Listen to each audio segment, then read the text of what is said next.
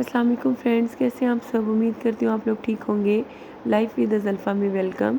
और उम्मीद करती हूँ सबके रोज़े बहुत अच्छे अच्छे जा रहे होंगे।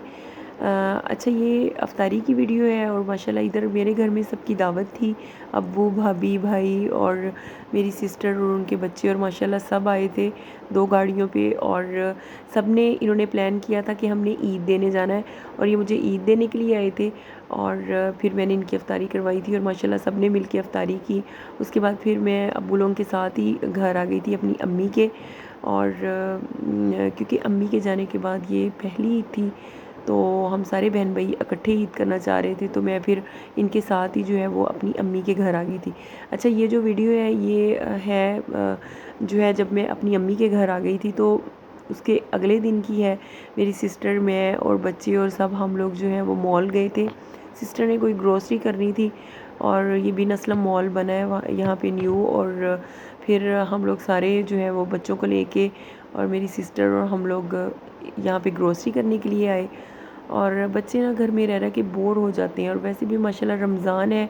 रमज़ान में घर से बाहर निकल ही नहीं होता, घर के इतने काम होते हैं। सहरी कर लो और फिर उसके बाद ये है कि सारी रात माशाल्लाह जागते हुए गुजर जाती है।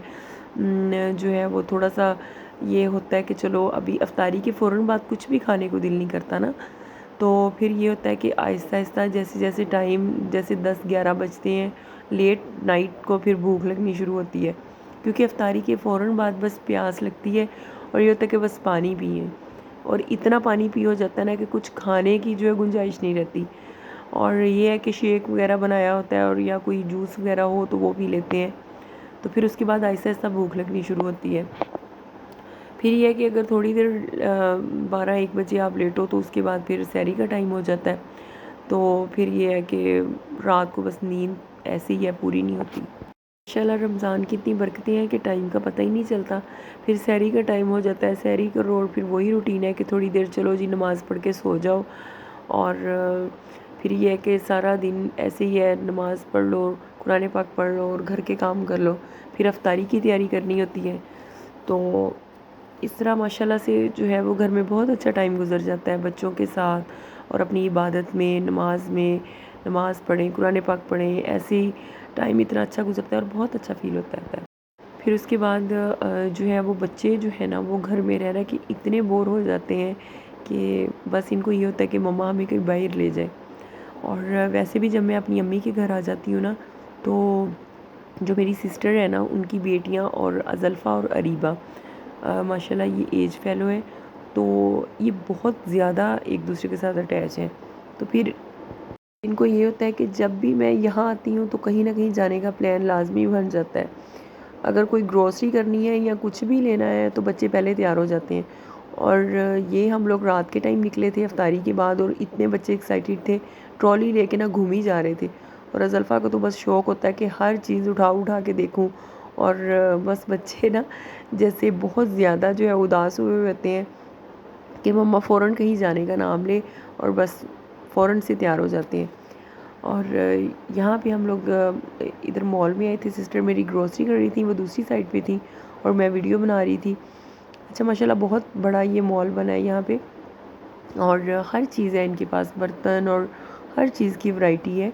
और अच्छा, इसका ये फ़ायदा होता है कि अगर आप किसी छोटी शॉप से ग्रोसरी कर रहे हैं ना, तो कुछ चीज़ें आपके ज़हन से निकल जाती हैं, आपको पता नहीं चलता कि हमने क्या लेना था। या तो लिस्ट बनाई हो, लिस्ट में से देखें तो, या फिर ये है कि लिस्ट ना बनी हो तो वैसे ही माइंड में नहीं रहता।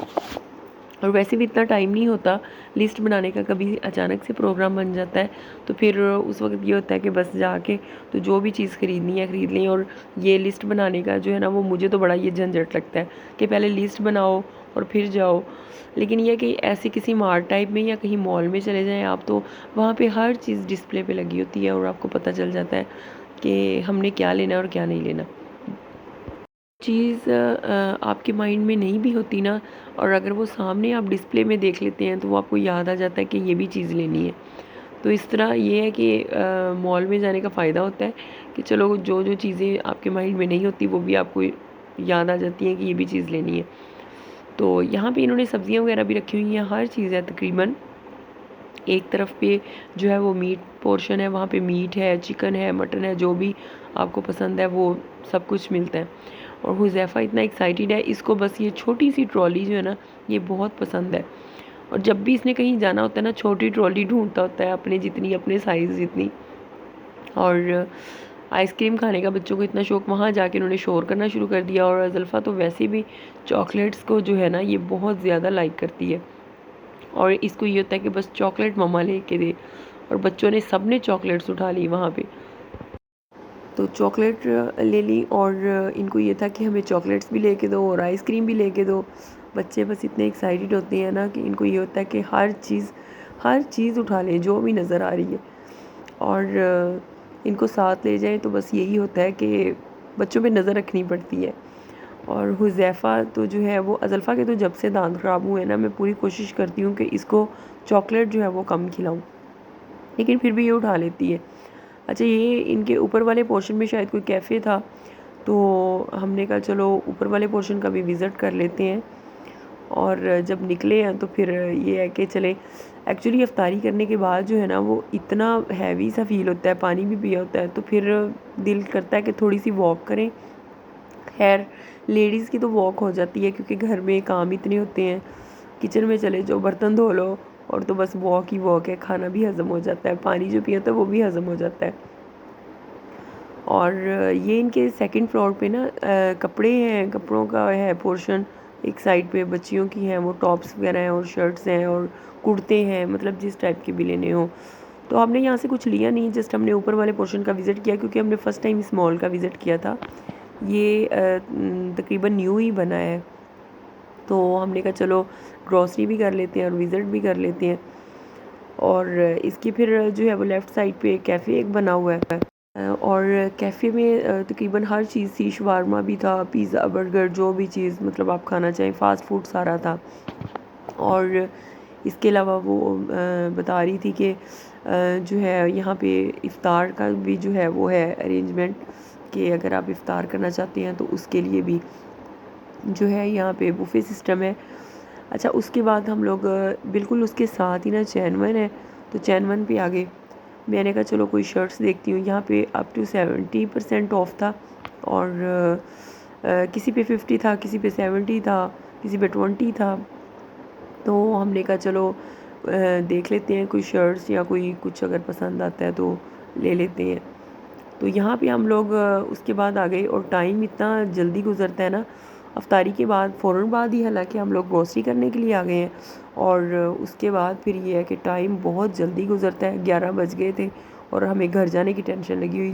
اچھا، اس دفعہ عید کا نا وہ مزہ نہیں ہے، مطلب جیسے امی کے ساتھ ہم اتنے ایکسائٹیڈ ہوتے تھے، اور لاسٹ عید جو ہے وہ امی نے ہمارے ساتھ کی تھی، ماؤں کے بغیر بالکل بھی رونق نہیں ہوتی، بس ہم لوگ ایسے بہت زیادہ اداس ہیں، نہ گھر سے باہر نکلنے کو دل کرتا ہے، اور بچے بھی گھر میں رہ کے نا بہت ٹینشن کا شکار ہوئے ہوئے ہیں، تو اس لیے کبھی پھر ان کو گھمانے کے لیے لے جاتے ہیں، اور بچوں کا پھر میں نے ایک ایک ڈریس لیا ہے، اور اپنے میں نے ریڈی میڈ ہی 2-3 سوٹ لیے ہیں، کیونکہ میں نے بتایا تھا کہ ہم نے عید کے بعد جو ہے وہ باہر جائیں گے، ہمارے جو ویزے ہیں وہ رینیو ہونے ہیں، تو پھر اس وجہ سے میں نے اپنی تھوڑی بہت تیاری جو کی ہے وہ ریڈی میڈ سوٹ لیے ہیں۔